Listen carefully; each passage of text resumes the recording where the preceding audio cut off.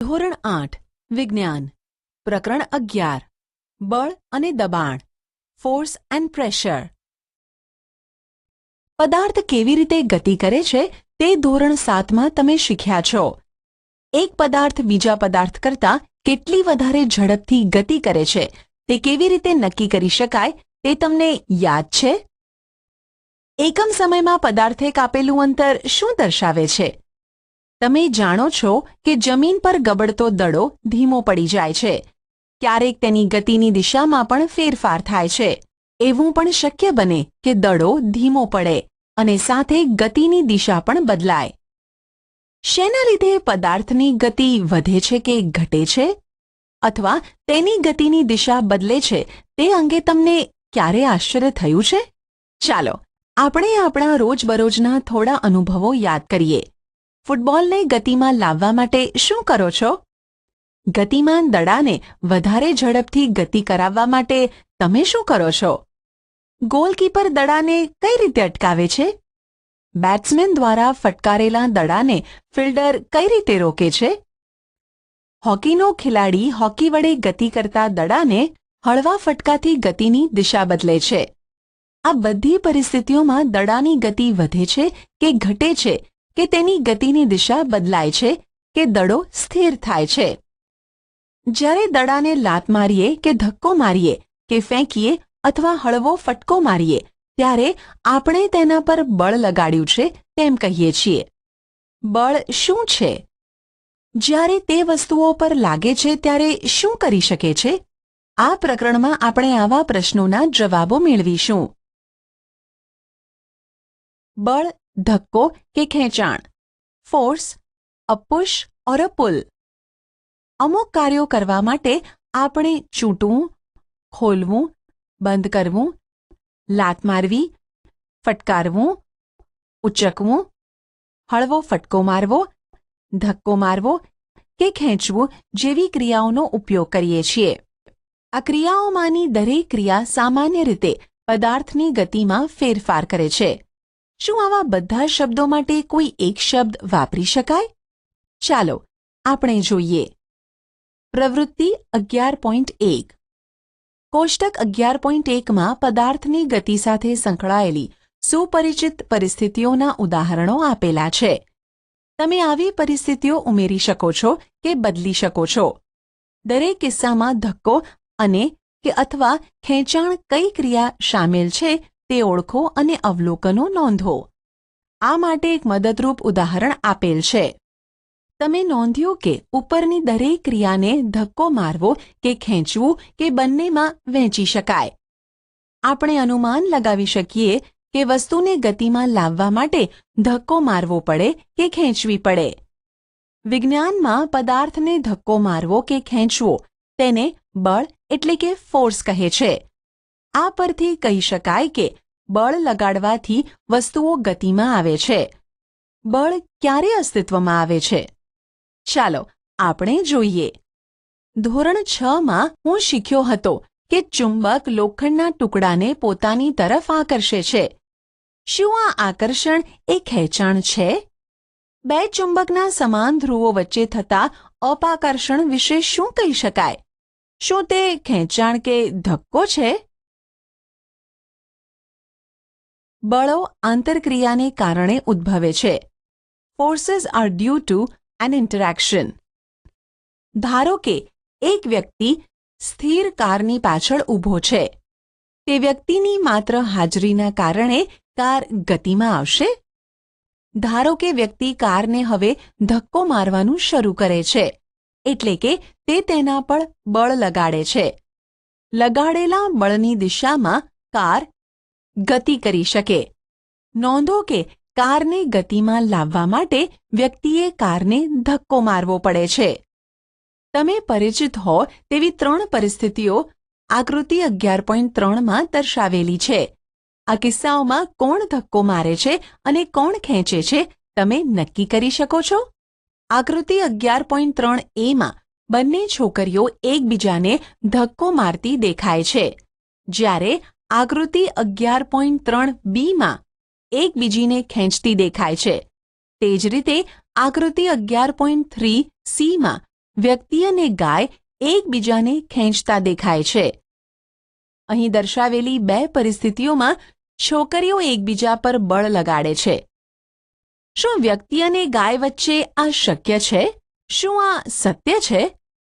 આ ઉદાહરણો પરથી આપણે અનુમાન લગાવી શકીએ કે બળ લાગવા માટે ઓછામાં ઓછા બે પદાર્થો વચ્ચે આંતરક્રિયા થવી જોઈએ.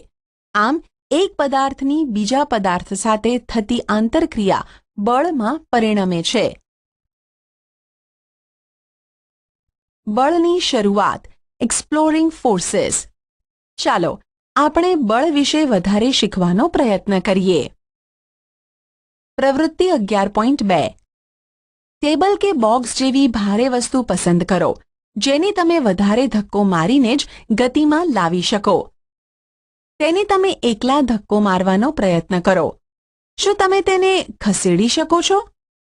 હવે તમારા મિત્રોમાંથી કોઈ એકને તેને તે જ દિશામાં ધક્કો મારવા માટે મદદ કરવાનું કહો. શું હવે તે સહેલાઈથી ખસે છે? તમે સમજાવી શકો શા માટે? હવે તે જ વસ્તુને ધક્કો મારો, પણ તમારા મિત્રને વિરુદ્ધ બાજુથી ધક્કો મારવાનું કહો. શું વસ્તુ ખસે છે?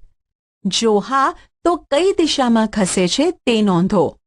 શું તમે અંદાજ લગાવી શકો કે તમારા બેમાંથી કોણ વધારે બળ લગાડે છે?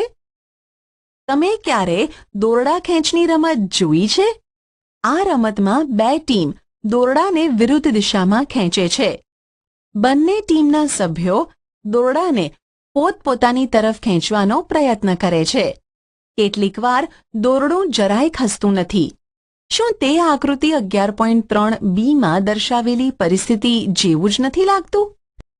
જે ટીમ વધારે જોરથી ખેંચે છે એટલે કે વધારે બળ લગાડે તે અંતે રમત જીતી જાય છે. આ ઉદાહરણો બળના પ્રકાર વિશે શું સૂચવે છે? પદાર્થ પર એક જ દિશામાં લગાડેલ બળો એકબીજામાં ઉમેરાય છે. હવે યાદ કરો કે પ્રવૃત્તિ 11.2 માં તમે અને તમારો મિત્ર ભારે બોક્સને એક જ દિશામાં ધક્કો મારો છો ત્યારે શું થાય છે? જો બંને બળો પદાર્થ પર વિરુદ્ધ દિશામાં લાગતા હોય તો લાગતું પરિણામી બળ એ બંને બળોના તફાવત જેટલું હોય છે. જ્યારે તમે અને તમારો મિત્ર ભારે બોક્સને એકબીજાની વિરુદ્ધ દિશામાં ધક્કો મારતા હતા ત્યારે પ્રવૃત્તિ 11.2 માં તમે શું જોયું? યાદ કરો કે દોરડા ખેંચની રમતમાં બંને ટીમો દોરડાને સમાન બળથી ખેંચે છે ત્યારે દોરડું કોઈ પણ દિશામાં ખેંચાતું નથી. આમ આપણે શીખ્યા કે એક બળ બીજા કરતાં વધારે કે ઓછું હોઈ શકે. સામાન્ય રીતે બળની માત્રા એ એના મૂલ્ય એટલે કે મેગ્નિટ્યુડ વડે દર્શાવવામાં આવે છે. બળ કઈ દિશામાં લાગે છે તેનો પણ આપણે ઉલ્લેખ કરવો પડે. જો બળનું મૂલ્ય કે દિશા બદલાય તો તેની અસર પણ બદલાય છે. શું એનો મતલબ એવો થાય છે કે જો પદાર્થ પર લાગતા બંને બળો વિરુદ્ધ દિશામાં હોય તો પદાર્થ પર લાગતું ચોખ્ખું એટલે કે પરિણામી બળ શૂન્ય હોય? વ્યાપક રીતે પદાર્થ પર એક કરતાં વધારે બળ લાગી શકે. જો કે પદાર્થ પર થતી અસર તેના પર લાગતા ચોખ્ખા એટલે કે પરિણામી બળને કારણે હોય છે. બળ પદાર્થની ગતિની અવસ્થા બદલી શકે. A force can change the state of motion. જ્યારે પદાર્થ પર બળ લાગે છે ત્યારે શું થાય છે? ચાલો આપણે જોઈએ. પ્રવૃત્તિ 11.3. એક રબરનો દડો લો અને તેને ટેબલ કે કોન્ક્રીટના ભોંય તળિયા જેવી સમતલ સપાટી પર મૂકો. હવે દડાને સમતલ સપાટી પર ધીમેથી ધક્કો મારો. શું દડો ગતિની શરૂઆત કરે છે? દડો હજુ ગતિમાં હોય ત્યારે ફરીથી ધક્કો મારો.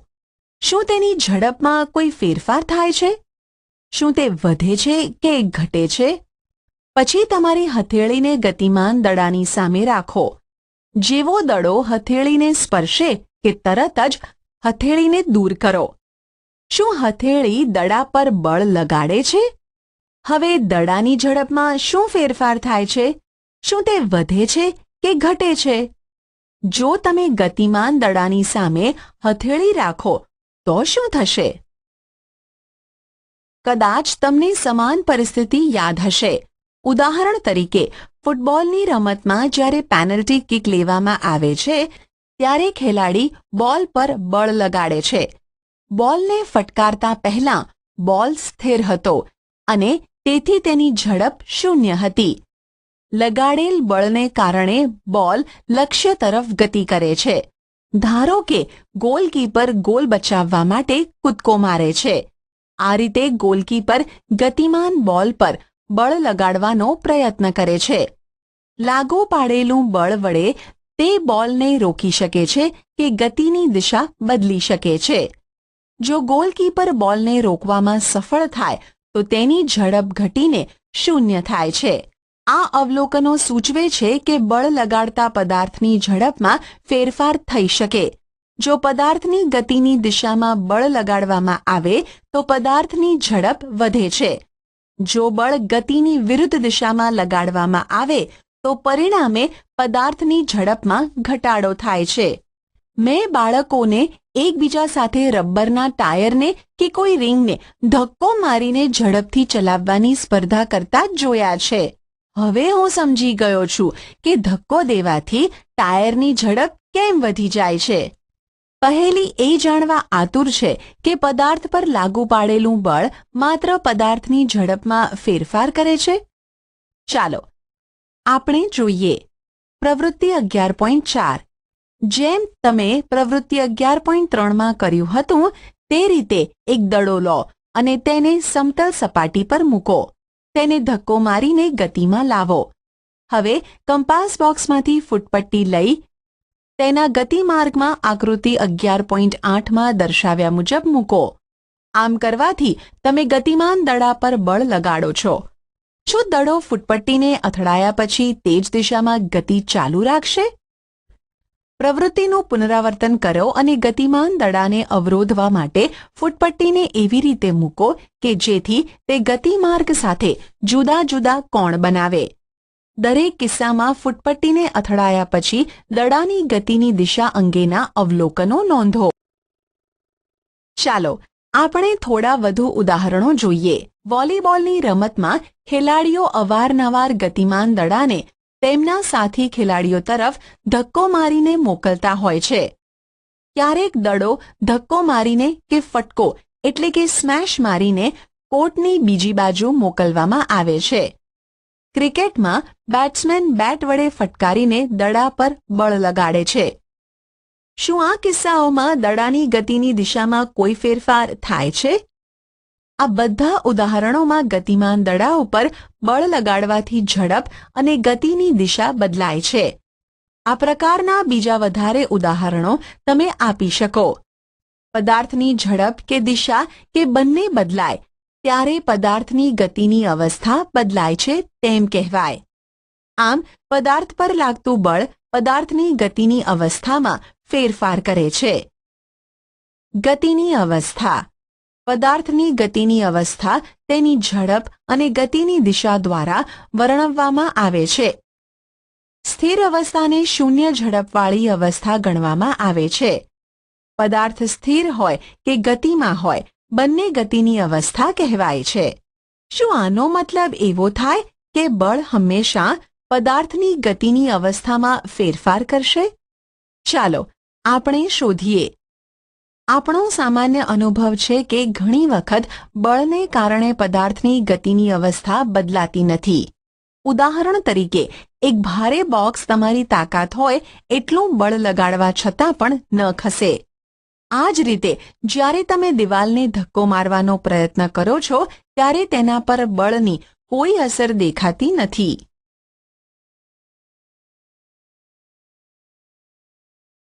બળ પદાર્થનો આકાર બદલી શકે છે. Force can change the shape of N object. પ્રવૃત્તિ 11.5. કોષ્ટક 11.2ના કોલમ 1માં થોડી એવી પરિસ્થિતિઓ આપેલ છે જેમાં વસ્તુઓ ગતિ કરવા માટે મુક્ત નથી. જ્યારે કોષ્ટકની કોલમ 2 દરેક પદાર્થ પર કેવી રીતે બળ લગાડેલું છે તે સૂચવે છે. જ્યારે કોલમ 3 ક્રિયાનો આકાર દર્શાવે છે. શક્ય હોય તેટલી વધારે પરિસ્થિતિઓમાં બળની અસરનું અવલોકન કરો. તમે આ પ્રકારની જ બીજી પરિસ્થિતિઓ તમારી આસપાસના ઉપલબ્ધ પદાર્થોનો ઉપયોગ કરીને ઉમેરી શકો. કોષ્ટકના કોલમ 4 અને 5માં તમારા અવલોકનો નોંધો.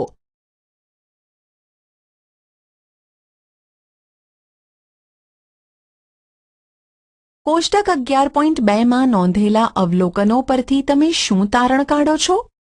જ્યારે તમે પોતાની હથેળીઓની વચ્ચે એક ફૂલાવેલા ફુગ્ગાને રાખીને દબાવો છો ત્યારે શું થાય છે? જ્યારે બાંધેલા એટલે કે ગુંદેલા લોટના પિંડાને વણીને રોટી બનાવો છો ત્યારે તેના આકારમાં શું ફેરફાર થાય છે? જ્યારે તમે ટેબલ પર રાખેલા કે મૂકેલા રબરના દડાને દબાવો છો ત્યારે શું થાય છે? આ બધા ઉદાહરણોમાં તમે જોયું કે કોઈ પદાર્થ પર બળ લગાડવાથી તેના આકારમાં ફેરફાર થઈ શકે છે. ઉપરની બધી પ્રવૃત્તિઓ કરી લીધા પછી તમે સમજી ગયા હશો કે બળ કોઈ પદાર્થને સ્થિર સ્થિતિમાંથી ગતિમાં લાવી શકે છે. જો પદાર્થ ગતિમાં હોય તો તેની ઝડપમાં ફેરફાર કરી શકે છે. ગતિમાન પદાર્થની દિશામાં ફેરફાર કરી શકે છે.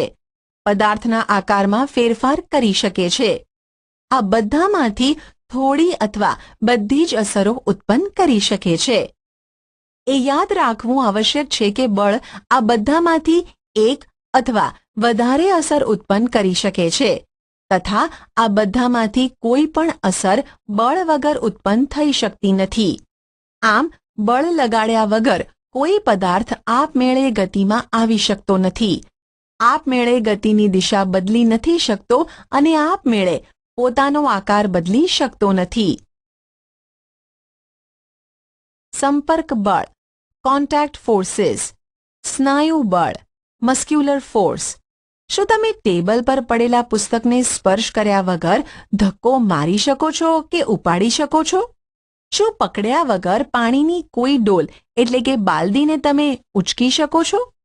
સામાન્ય રીતે કોઈ વસ્તુ પર બળ લગાડવા માટે તમારા શરીરનો વસ્તુની સાથે સંપર્ક થવો જરૂરી છે.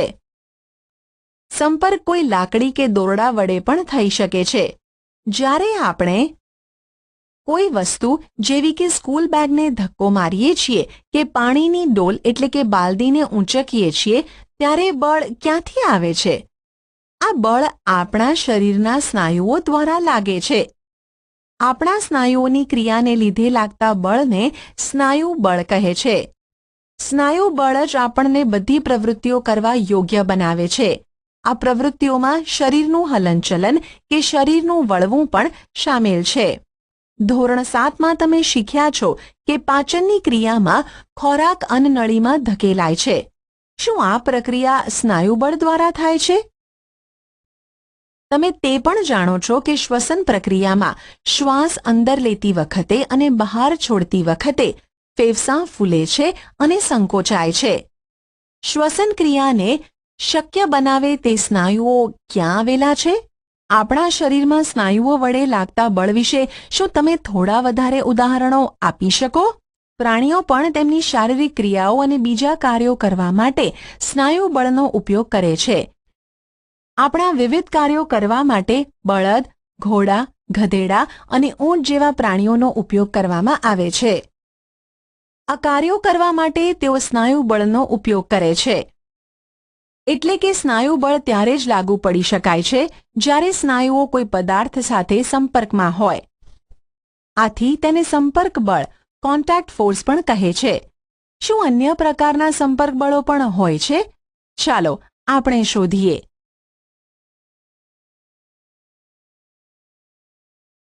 ઘર્ષણ, ફ્રિક્શન.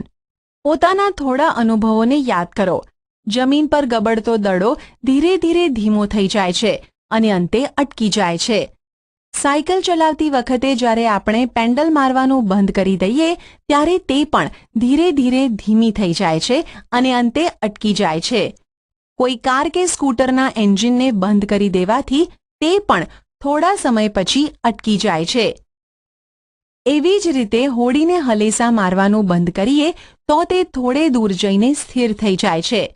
શું તમે આ પ્રકારના થોડા વધારે અનુભવો ઉમેરી શકો છો? ઉપરની બધી જ પરિસ્થિતિઓમાં વસ્તુઓ પર દેખીતી રીતે કોઈ બળ લાગતું નથી, છતાં પણ તેમની ઝડપ ક્રમશઃ ઘટતી જાય છે અને થોડા સમય પછી તેઓ સ્થિર થઈ જાય છે. તેમની ગતિની અવસ્થા શેના કારણે બદલાય છે? શું તેમના પર કોઈ બળ લાગતું હોય છે? શું તમે અનુમાન લગાવી શકો છો કે દરેક કિસ્સામાં બળ કઈ દિશામાં લાગતું હોવું જોઈએ? આ બધા ઉદાહરણોમાં પદાર્થની ગતિની અવસ્થામાં ફેરફારનું કારણ ઘર્ષણ બળ એટલે કે ફ્રિક્શનલ ફોર્સ છે. જમીન તથા દડાની સપાટી વચ્ચે લાગતું ઘર્ષણ બળ જ ગતિમાન દડાને સ્થિર સ્થિતિમાં લાવે છે. તે જ રીતે પાણી અને હોડીની સપાટી વચ્ચે ઘર્ષણ બળ એકવાર હલેસા મારવાનું બંધ કરવાથી હોડીને સ્થિર કરી દે છે. ઘર્ષણ બળ બધા ગતિમાન પદાર્થો પર લાગે છે અને તેની દિશા હંમેશા પદાર્થની ગતિની વિરુદ્ધ દિશામાં હોય છે, કારણ કે ઘર્ષણ બળ બે સપાટીઓ વચ્ચે સંપર્કને લીધે ઉત્પન્ન થાય છે. તેથી તે સંપર્ક બળનું પણ એક ઉદાહરણ છે. આ બળ વિશે પ્રકરણ 12માં તમે વધારે શીખશો. તમે એ જાણવા ઉત્સુક હશો કે શું એ આવશ્યક છે કે કોઈ પદાર્થ પર લાગતું બળ હંમેશા સંપર્ક બળ જ હોય? ચાલો આપણે શોધીએ. બિનસંપર્ક બળો, નોન કોન્ટેક્ટ ફોર્સીસ. ચુંબકીય બળ, મેગ્નેટિક ફોર્સ. ગજિયા ચુંબકોની એક જોડ લો. આકૃતિ 11.10માં દર્શાવ્યા પ્રમાણે એક ચુંબકને 3 ગોળાકાર પેન્સિલ પર અથવા લાકડાના નળાકાર એટલે કે રોલર્સ પર મૂકો. હવે બીજા ચુંબકના એક છેડાને નળાકાર પર મૂકેલા ચુંબકના છેડા પાસે લાવો. બંને ચુંબકો એકબીજા સ્પર્શે નહીં તેનું ધ્યાન રાખો. હવે શું થાય છે તેનું અવલોકન કરો. હવે ચુંબકના બીજા છેડાને નળાકાર પર રાખેલા ચુંબકના તે જ છેડા પાસે લાવો. દર વખતે બીજા ચુંબકને નળાકાર પર મૂકેલા ચુંબક પાસે લાવવામાં આવે ત્યારે તેના પર શું અસર થાય છે તે નોંધો. બીજા ચુંબકને નજીક લાવતા શું નળાકારો પર રાખેલ ચુંબક ગતિ શરૂ કરે છે? શું તે હંમેશા નજીક લાવવામાં આવતા ચુંબકની દિશામાં ગતિ કરે છે? આ અવલોકનો શું સૂચવે છે? શું એનો અર્થ એવો થાય કે બે ચુંબકો વચ્ચે કોઈ બળ ચોક્કસ લાગતું હોવું જોઈએ? ધોરણ 6માં તમે શીખ્યા છો કે બે ચુંબકના સમાન ધ્રુવો એકબીજાને અપાકર્ષે છે અને અસમાન ધ્રુવો એકબીજાને આકર્ષે છે. બે પદાર્થો વચ્ચે લાગતા આકર્ષણ કે અપાકર્ષણને પણ ખેંચાણ કે ધક્કો મારવાના સ્વરૂપે જોઈ શકાય છે. શું ચુંબકો વચ્ચે લાગતા બળના અવલોકન માટે બે ચુંબકો વચ્ચે સંપર્ક કરાવવો જરૂરી છે? એક ચુંબક બીજા ચુંબક પર સંપર્કમાં આવ્યા વગર પણ બળ લગાડી શકે છે. ચુંબક દ્વારા લાગતું બળ એ અસંપર્ક એટલે કે બિનસંપર્ક બળનું ઉદાહરણ છે. એ જ રીતે ચુંબક દ્વારા કોઈ લોખંડના ટુકડા પર લગાડવામાં આવતું બળ પણ અસંપર્ક એટલે કે બિનસંપર્ક બળ છે. સ્થિત વિદ્યુત બળ, ઇલેક્ટ્રોસ્ટેટિક ફોર્સ. પ્રવૃત્તિ 11.7. પ્લાસ્ટિકની એક સ્ટ્રો લો. તેના લગભગ 2 સરખા ટુકડા કરો. એક દોરીની મદદથી એક ટુકડાને કોઈ ટેબલની ધાર પરથી લટકાવો. હવે સ્ટ્રોના બીજા ટુકડાને પોતાના હાથમાં પકડો અને તેના મુક્ત છેડાને કાગળના ટુકડા સાથે ઘસો. સ્ટ્રોના ઘસેલા છેડાને લટકાવેલ સ્ટ્રો પાસે લાવો. બે ટુકડાઓ એકબીજાને સ્પર્શે નહીં તેનું ધ્યાન રાખો. તમને શું જોવા મળ્યું? હવે લટકાવેલ સ્ટ્રોના મુક્ત છેડાને કાગળના ટુકડા સાથે ઘસો. ફરીથી અગાઉ કાગળ સાથે ઘસેલા સ્ટ્રોના ટુકડાને લટકાવેલ સ્ટ્રોના મુક્ત છેડા પાસે લાવો. હવે તમે શું જુઓ છો? સ્ટ્રોને કાગળના ટુકડા સાથે ઘસવાથી સ્ટ્રો સ્થિત વિદ્યુત ભાર પ્રાપ્ત કરે છે તેમ કહેવાય. આવી સ્ટ્રો એ વિદ્યુત ભારિત પદાર્થનું ઉદાહરણ કહેવાય. એક વિદ્યુત ભારિત પદાર્થ વડે બીજા વિદ્યુત ભારિત કે વિદ્યુત ભાર રહિત પદાર્થ પર લાગતા બળને સ્થિત વિદ્યુત બળ કહે છે. બે પદાર્થો સંપર્કમાં ન હોય ત્યારે પણ આ બળ અસ્તિત્વમાં આવે છે. તેથી સ્થિત વિદ્યુત બળ એ અસંપર્ક બળનું અન્ય ઉદાહરણ છે. તમે પ્રકરણ 15માં વિદ્યુત ભારો વિશે વધુ શીખશો. ગુરુત્વાકર્ષણ બળ, ગ્રેવિટેશનલ ફોર્સ. તમે જાણો છો કે કોઈ સિક્કો કે પેન તમારા હાથમાંથી છટકી જાય તો તે જમીન તરફ પડે છે. વૃક્ષથી અલગ થયા પછી પાંદડાઓ અને ફળ પણ જમીન તરફ જ પડે છે. શું તમને ક્યારેય આશ્ચર્ય થયું છે કે આવું શા માટે થાય છે? જ્યારે સિક્કો તમારા હાથમાં પકડેલો હોય છે ત્યારે તે સ્થિર અવસ્થામાં હોય છે. જેવો તેને છોડવામાં આવે કે તે નીચે તરફ ગતિ કરવાની શરૂઆત કરે છે. તે પરથી સ્પષ્ટ છે કે સિક્કાની ગતિની અવસ્થામાં ફેરફાર થાય છે. શું તેના પર બળ લાગ્યા વગર આવું શક્ય છે? આ કયું બળ છે? પદાર્થો કે વસ્તુઓ પૃથ્વી તરફ એટલે પડે છે કારણ કે પૃથ્વી તેમને પોતાની તરફ ખેંચે છે. આ બળને ગુરુત્વ બળ એટલે કે ફોર્સ ઓફ ગ્રેવિટી, ગુરુત્વાકર્ષી બળ એટલે કે ગ્રેવિટેશનલ ફોર્સ અથવા માત્ર ગુરુત્વ એટલે કે ગ્રેવિટી કહે છે. ગુરુત્વ બળ બધા જ પદાર્થો પર લાગે છે. ગુરુત્વ બળ આપણા બધા પર દરેક સમયે આપણી જાણકારી વગર લાગતું રહેતું હોય છે. જ્યારે આપણે કોઈ નળ ખોલીએ છીએ ત્યારે પાણી જમીન તરફ વહેવા લાગે છે. ગુરુત્વ બળને કારણે જ નદીઓમાં પાણી નીચે તરફ વહે છે. ગુરુત્વ એ માત્ર પૃથ્વીનો એકલાનો ગુણધર્મ નથી. હકીકતમાં વિશ્વનો દરેક પદાર્થ નાનો હોય કે મોટો એકબીજા પર બળ લગાડે છે. આ બળને ગુરુત્વાકર્ષણ બળ કહે છે. દબાણ, પ્રેશર. તમે ધોરણ 7માં શીખ્યા છો કે વંટોળ કે ચક્રવાત વખતે તોફાની પવન ઘરની છતને પણ ઉડાવી લઈ જાય છે. તમે એ પણ શીખ્યા છો કે વંટોળ અને ચક્રવાત એ હવાના દબાણના તફાવતને લીધે ઉત્પન્ન થાય છે. શું દબાણ અને બળ વચ્ચે કોઈ સંબંધ છે? ચાલો આપણે શોધીએ. કોઈ લાકડાના પાટિયામાં એક ખિલ્લીને તેના શીર્ષથી ઠોકવાનો પ્રયત્ન કરો. શું તમે સફળ થાવ છો? હવે ખિલ્લીને તેના અણીદાર છેડા પાસેથી ઠોકવાનો પ્રયત્ન કરો. શું તમે આ વખતે તેને ઠોકી શકો છો? શાકભાજીને કોઈ બુઠ્ઠી તથા ધારદાર છરી વડે કાપવાનો પ્રયત્ન કરો. કયું સરળ છે? શું તમને એવું લાગે છે કે જે ક્ષેત્રફળ પર બળ લગાડવામાં આવે છે એટલે કે ઉદાહરણ તરીકે ખિલ્લીના અણીદાર છેડાથી તે ક્ષેત્રફળ આ કાર્યોને સહેલું બનાવવામાં એક અગત્યની ભૂમિકા ભજવે છે? એકમ ક્ષેત્રફળ દીઠ લાગતા બળને દબાણ કહે છે. દબાણ P બળ F અપોન જે સપાટી એટલે કે પૃષ્ઠ પર લાગતું હોય તેનું ક્ષેત્રફળ A. અહીં આપણે માત્ર એ જ બળોનો વિચાર કરીએ છીએ જે આ પૃષ્ઠ એટલે કે સપાટીને લંબ હોય, જેના પર લાગતું દબાણ આપણે શોધવું છે. હવે મને સમજાયું કે કુલીઓને જ્યારે ભારે બોજ ઉપાડવાનો હોય છે ત્યારે તેઓ પોતાના માથા પર એ કપડાને ગોળ વીંટાળીને કેમ રાખે છે. આમ કરીને તેઓ પોતાના માથા સાથે બોજના સંપર્ક ક્ષેત્રફળને વધારી દે છે. આથી તેમના માથા પર લાગતું દબાણ ઘટી જાય છે અને તેઓ તે બોજને સરળતાથી ઉઠાવી શકે છે. નોંધો કે ઉપરના સૂત્રમાં ક્ષેત્રફળ છેદમાં છે. તેથી જો બળ સમાન હોય તો પૃષ્ઠનું ક્ષેત્રફળ જેટલું ઓછું હોય તેના પર લાગતું દબાણ એટલું જ વધારે હશે. ખિલ્લીના અણીદાર ભાગનું ક્ષેત્રફળ એ તેના શીર્ષના ક્ષેત્રફળ કરતાં ઘણું ઓછું છે. તેથી તે બળ ખિલ્લીના અણીદાર ભાગને લાકડાના પાટિયામાં ઠોકવા માટે પૂરતું દબાણ ઉત્પન્ન કરે છે.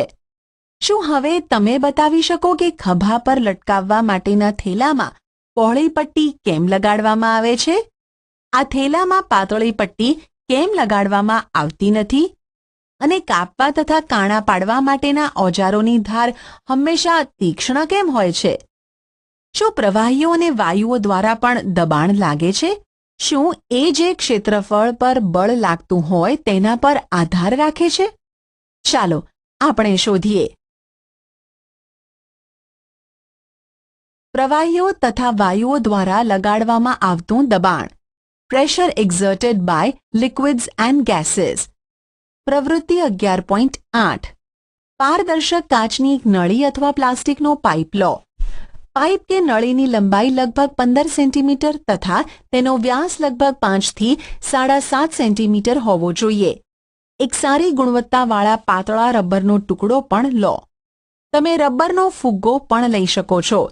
પાઇપના એક છેડા પર રબરની શીટને ખેંચીને બાંધી દો. પાઇપને ઉર્ધ્વ સ્થિતિમાં રાખીને તેને મધ્ય ભાગથી પકડો. આકૃતિ 11.14માં દર્શાવ્યા મુજબ તમારા કોઈ એક મિત્રને પાઇપમાં પાણી રેડવાનું કહો. શું રબરનું પડ બહારની બાજુ ઉપસે છે? પાઇપમાં પાણીના સ્તંભની ઊંચાઈનું પણ અવલોકન કરો. પાઇપમાં થોડું વધારે પાણી રેડો. રબરના પડના ઉપસેલા ભાગનું તથા પાઇપમાં પાણીના સ્તંભની ઊંચાઈનું ફરીથી અવલોકન કરો. આ પ્રક્રિયાનું થોડી વધારે વખત પુનરાવર્તન કરો. શું તમે રબરના પડના ઉપસેલા ભાગ અને પાઇપમાં પાણીની ઊંચાઈના સ્તંભ વચ્ચે કોઈ સંબંધ જોઈ શકો છો? પ્રવૃત્તિ 11.9 પ્લાસ્ટિકની એક બોટલ લો. તમે પાણી કે સોફ્ટ ડ્રિંકની વપરાયેલી કોઈ બોટલ લઈ શકો છો. આકૃતિ 11.15માં દર્શાવ્યા પ્રમાણે બોટલના તળિયા પાસે થોડા સેન્ટીમીટર લાંબી એક નળાકાર નળી એટલે કે ટ્યુબ બેસાડો કે લગાડો. એવું કરવા માટે કાચની ટ્યુબના એક છેડાને થોડું ગરમ કરો અને પછી તરત જ બોટલના તળિયાની પાસે તેને દાખલ કરો એટલે કે ઘુસાડી દો. જોડાણ સાંધા પાસે પાણી લીક થતું નથી તેનું ધ્યાન રાખો. જો પાણી લીક થતું હોય તો તેને પીગળાવેલા મીણથી સીલ કરો. કાચની નળીના મોઢાને પ્રવૃત્તિ 11.8 અનુસાર એક પાતળી રબર શીટ વડે બંધ કરો. હવે બોટલને પાણીથી અડધી ભરો. તમે શું જુઓ છો? આ સમયે કાચની નળીના મોઢા પર લગાડેલી રબરની શીટ કેમ ફૂલી જાય છે? બોટલમાં થોડું વધારે પાણી રેડો. શું રબરની શીટના ઉપસેલા ભાગમાં કોઈ ફેરફાર થાય છે? નોંધો કે રબરની શીટને પાત્રના એટલે કે બોટલના તળિયે નહીં પરંતુ બાજુમાં એટલે કે દિવાલમાં લગાડવામાં આવે છે. શું આ કિસ્સામાં રબરની શીટનું ફૂલવાનું દર્શાવે છે કે પાણી પાત્રની દિવાલો પર પણ દબાણ લગાડે છે? ચાલો તેની વધારે તપાસ કરીએ. પ્રવૃત્તિ 11.10 પ્લાસ્ટિકની એક ખાલી બોટલ અથવા એક નળાકાર પાત્ર લો. તમે ટેલ્કમ પાવડરનો ખાલી ડબ્બો કે સોફ્ટ ડ્રિંકની પ્લાસ્ટિકની બોટલનો ઉપયોગ કરી શકો છો. બોટલના તળિયા પાસે ચારેય દિશામાં 4 છિદ્ર કરો. ધ્યાન રાખો કે આ છિદ્રો તળિયાથી સમાન ઊંચાઈ પર હોય. હવે બોટલને પાણીથી ભરો. તમે શું અવલોકન કરો છો? શું છિદ્રોમાંથી નીકળતું પાણી બોટલથી સમાન અંતરે પડે છે? આ શું દર્શાવે છે? હવે તમે કહી શકો કે પ્રવાહી પાત્રની દિવાલ પર દબાણ લગાડે છે. પાણી પૂરું પાડતી પાઇપોના લીક થતાં જોડાણો કે છિદ્રોમાંથી મેં પાણીના ફુવારાઓ બહાર આવતા જોયા છે. શું તે પાણી દ્વારા પાઇપની દિવાલો પર લગાડવામાં આવતા દબાણને કારણે નથી? શું વાયુઓ પણ દબાણ લગાડે છે? શું તેઓ પણ જે પાત્રમાં ભર્યા હોય તેની દિવાલો પર દબાણ લગાડે છે? ચાલો આપણે શોધીએ. તમે જ્યારે કોઈ ફુગ્ગાને ફૂલાવો છો તો તેના મોંને કેમ બંધ કરવું પડે છે? જો કોઈ ફૂલાવેલા ફુગ્ગાના મોંને ખોલી દઈએ તો શું થાય? માની લો કે તમારી પાસે એક એવો ફુગ્ગો છે જેમાં કાણું એટલે કે છિદ્ર છે. શું તમે તેને ફૂલાવી શકશો? જો નહીં તો કેમ? શું આપણે કહી શકીએ કે હવા બધી દિશાઓમાં બળ લગાડે છે? યાદ કરો કે જો સાયકલની ટ્યુબમાં પંચર પડે તો તેની અંદરની હવાનું શું થાય છે?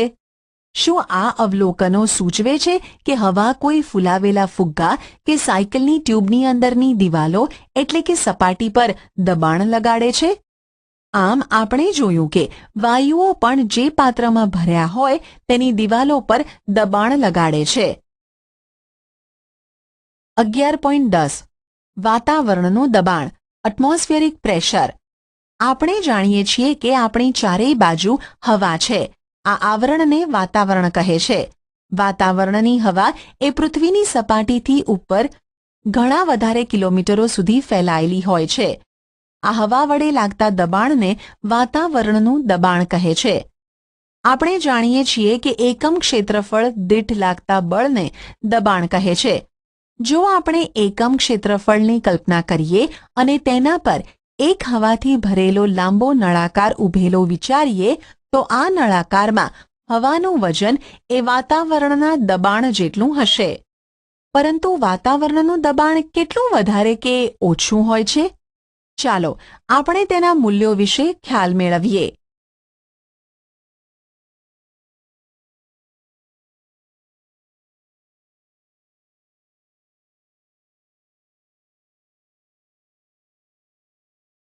પ્રવૃત્તિ 11.11 એક સારી ગુણવત્તાવાળા રબરનું એક ચૂસક એટલે કે સકર લો. તે એક રબરના નાના કપ જેવો દેખાય છે. તેને કોઈ લીસી સમતલ સપાટી પર જોરથી દબાવો. શું તે સપાટી સાથે ચોંટી જાય છે? તેને ખેંચીને સપાટીથી ઉખેડવાનો પ્રયત્ન કરો. શું તમે આ કરી શકો છો? જ્યારે તમે ચૂસકને દબાવો છો ત્યારે કપ તથા સપાટી વચ્ચેની મોટા ભાગની હવા બહાર નીકળી જાય છે. ચૂસક પર વાતાવરણનું દબાણ લાગે છે, તેથી તે સપાટી સાથે ચોંટી જાય છે. ચૂસકને સપાટીથી ખેંચીને અલગ કરવા લાગુ પાડેલ બળ એટલું પૂરતું હોવું જોઈએ જેથી તે વાતાવરણના દબાણને પાર કરી શકે. આ પ્રવૃત્તિથી કદાચ તમને વાતાવરણના દબાણના મૂલ્ય વિશે ખ્યાલ આવી ગયો હશે. વાસ્તવમાં જો ચૂસક તથા સપાટી વચ્ચેની બધી જ હવાને બહાર કાઢી નાખવામાં આવે તો કોઈ પણ મનુષ્ય માટે ચૂસકને સપાટીથી ખેંચી અલગ કરવાનું શક્ય નહીં બને. શું આ પરથી તમે અનુમાન લગાવી શકો કે વાતાવરણનું દબાણ કેટલું વધારે હોય છે? એક 15 સેન્ટીમીટર ગુણ્યા 15 સેન્ટીમીટર ક્ષેત્રફળ અને વાતાવરણની ઊંચાઈ જેટલા સ્તંભમાં હવાનું વજન લગભગ 225 કિલોગ્રામ એટલે કે 2250 ન્યૂટન દળના કોઈ પદાર્થના વજન જેટલું હોય છે. આ વજનની નીચે આપણે દબાઈને કચડાઈ કેમ નથી જતા? એનું કારણ એ છે કે આપણા શરીરની અંદરનું દબાણ પણ વાતાવરણના દબાણ જેટલું હોય છે અને તે બહારના દબાણને નાબૂદ કરી દે છે. શું તમે જાણતા હતા? 17મી સદીમાં જર્મનીના એક વૈજ્ઞાનિક ઓટો વોન ગેરિકે પાત્રોમાંથી હવા બહાર કાઢવા માટેના એક પંપનો આવિષ્કાર કર્યો. આ પંપની મદદથી તેણે હવાના દબાણને લીધે લાગતા બળનું નાટકીય રીતે નિર્દેશન કર્યું. તેણે ધાતુના 2 પોલા અર્ધગોળાઓ લીધા, જેમાં દરેકનો વ્યાસ 51 સેન્ટીમીટર હતો. આ અર્ધગોળાઓને એકસાથે જોડીને તેમના વચ્ચેની હવા કાઢી લેવામાં આવી. પછી તેણે બંને અર્ધગોળાને એકબીજાની વિરુદ્ધ દિશામાં ખેંચી અલગ કરવા માટે 8 ઘોડાઓનો ઉપયોગ કર્યો. હવાના દબાણને કારણે લાગતું બળ એટલું બધું મોટું હતું કે આ ઘોડાઓ પણ આ અર્ધગોળાઓને અલગ ન કરી શક્યા. પારિભાષિક શબ્દો: વાતાવરણનું દબાણ, એટમોસ્ફિયરિક પ્રેશર, સંપર્ક બળ, કોન્ટેક્ટ ફોર્સ, સ્થિત વિદ્યુતીય બળ, ઇલેક્ટ્રોસ્ટેટિક ફોર્સ, બળ, ફોર્સ, ઘર્ષણ, ફ્રિક્શન, ગુરુત્વાકર્ષી બળ, ગ્રેવિટેશનલ ફોર્સ, ગુરુત્વ, ગ્રેવિટી, ચુંબકીય બળ, મેગ્નેટિક ફોર્સ, સ્નાયુ બળ, મસ્ક્યુલર ફોર્સ, અસંપર્ક બિનસંપર્ક બળ, નોન કોન્ટેક્ટ ફોર્સ, દબાણ, પ્રેશર, ખેંચવું, પુલ, ધક્કો, પુશ.